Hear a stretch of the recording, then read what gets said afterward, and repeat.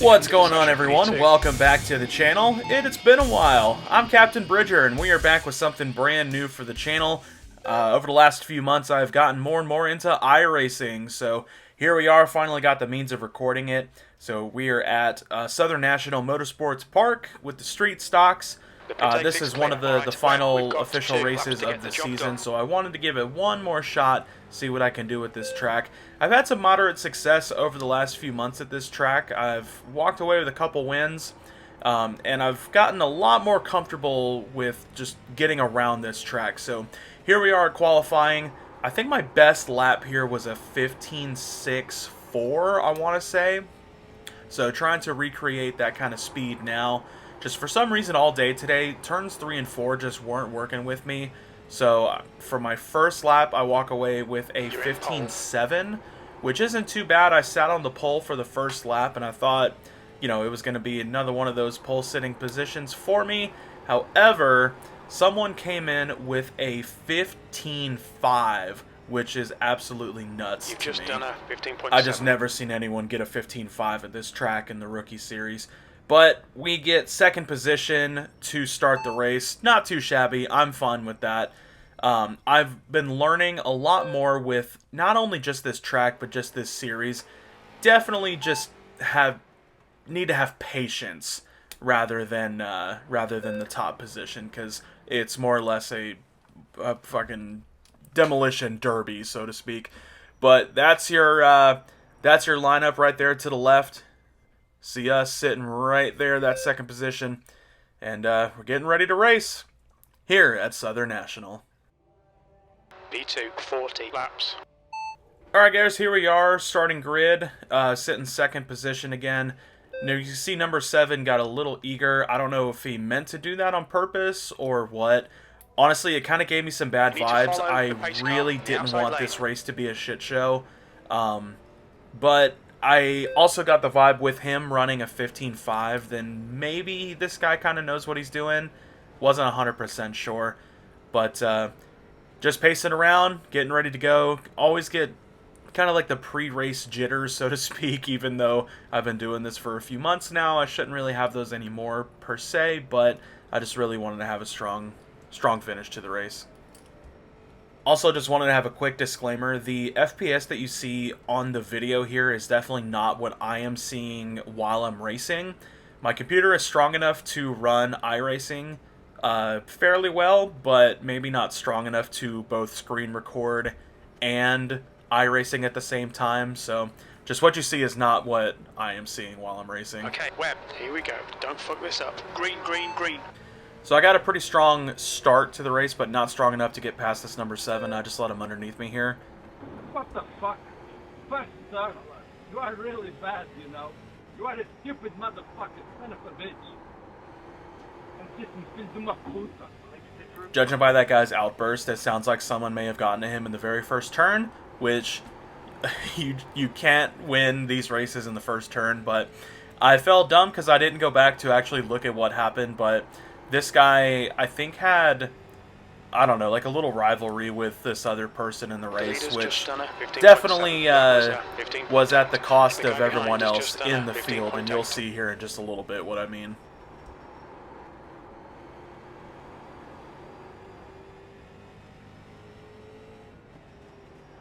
New fastest lap for Capuano, 15.6.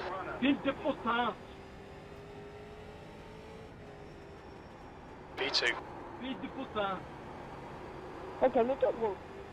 Filho de puta. Filho de puta.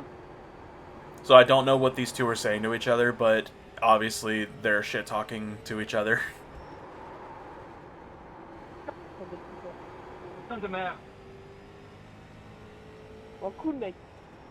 Fastest lap for Capuano, 15.6. That lap was at 15.9.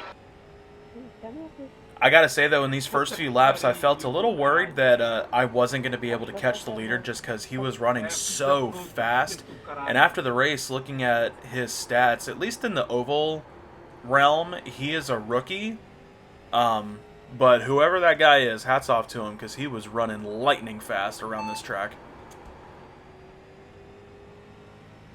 Capuano is leading the race.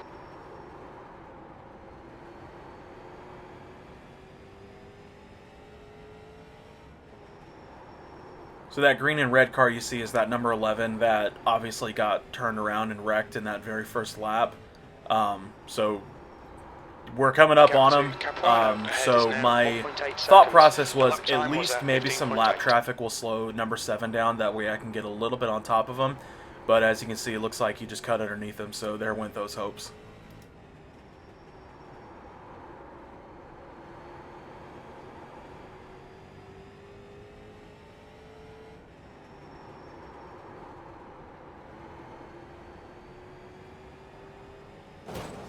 A little too loose into the wall there.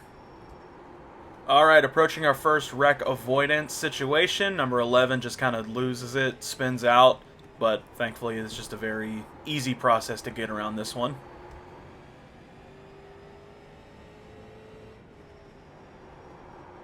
This is where things are going to start to get a little hairy, though, because number 11's still on the track, and now you see that blue and pink car going up to the wall. So I have a feeling that is where those two are starting to kind of rub it a little bit.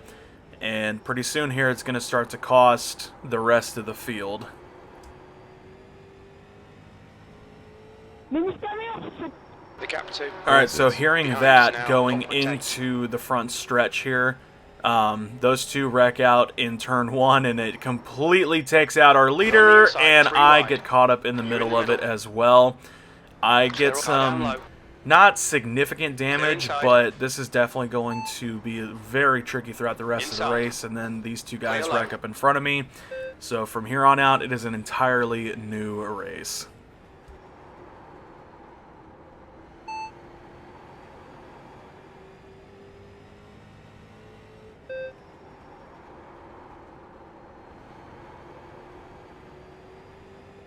Sorry, 3, I didn't mean to come up on.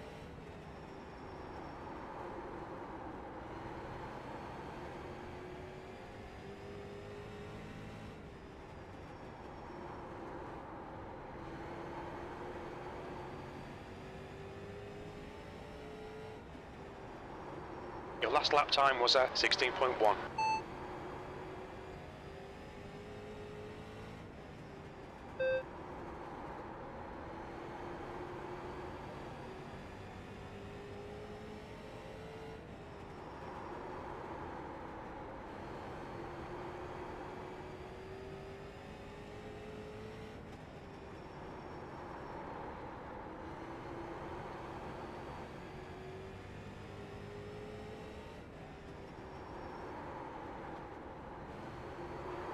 My wheels get a little too low, get onto the apron, and start to lose it a little bit, but luckily I was able to get us back on track.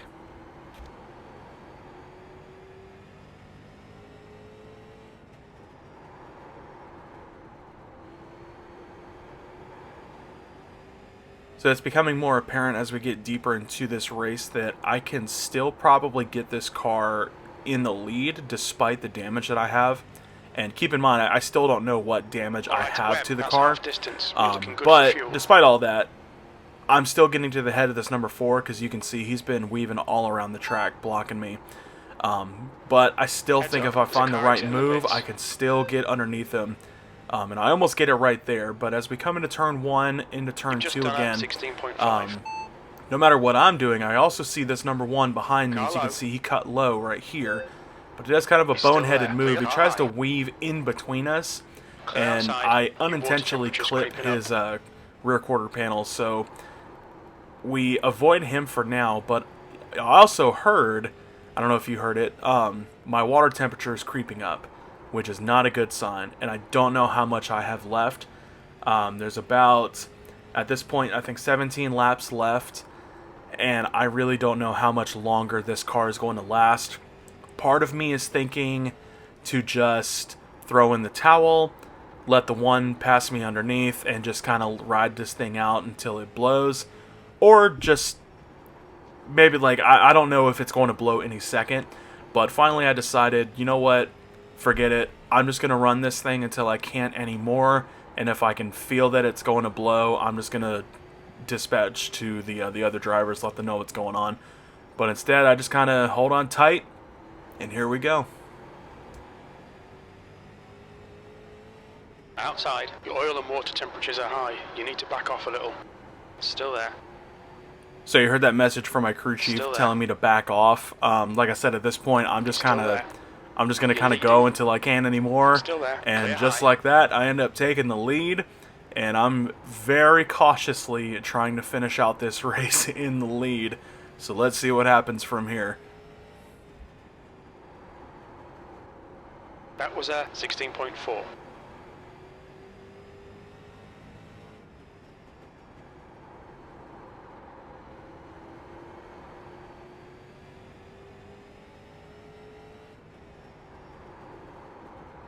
That lap time was 16.3.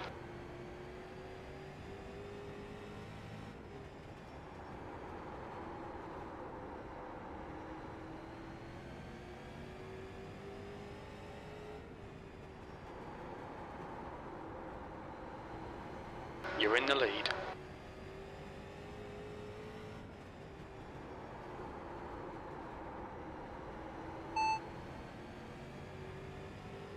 So coming to the line with 10 laps left, I'm just trying my best to just gradually bring this car around the turns. I'm trying my best not to just gun it through the turns to get that water temperature up even more. It's creeping around that 260-ish range. I think that's what the gauge says. And I know it's going to blow at any moment, and all I'm doing is just gripping the wheel and really trying to fight off that number 1 car behind me.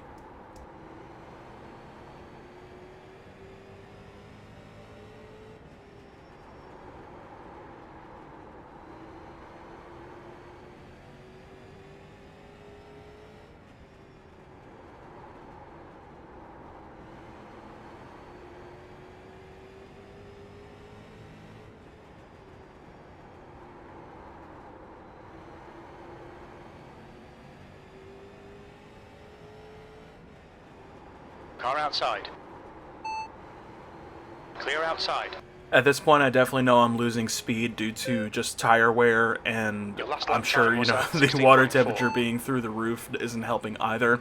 This number 1 is definitely starting to get into the back of me a little bit, and I'm definitely watching the rearview mirror more than I am the actual track just to see what I can do to keep this guy off of me, because obviously I still want to win, but just keeping an eye on what this guy's doing, trying to throw blocks as best as I can.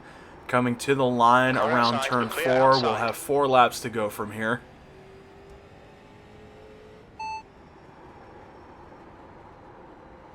That lap time was 16.4.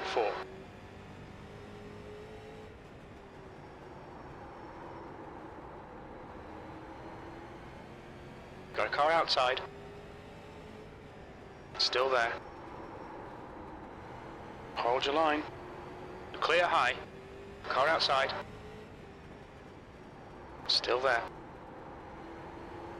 As we get around turn 4, coming to the line with 2 left, I know on the turns, if I have the inside lane, that number 1 is not going to get around me. Webb, 2 laps left. Coming out of the turns, he may try and shoot down, but I will come down with the block and keep that inside lane. So it gives me a good little shove going into turn 4. With him backing off, coming to the line, white flag in the air. And at this point, I kind of know it's more or less in the bag. I just have to keep it together for this last half lap. Coming into turn 3, my tires slide, I come up. Number 1 gets underneath, I throw down the block, and we are going to cross the line winners here at Southern National Motorsports Park. With nearly a blown engine and all, we walk away with the win. I'm congratulating everyone. Forgot to tell the number 4 that I was checking up, but I can't believe that almost blowing the engine crossing the finish line was going to work. But here we are, coming into the winner's path, letting this car go. And just like that, our victory donuts.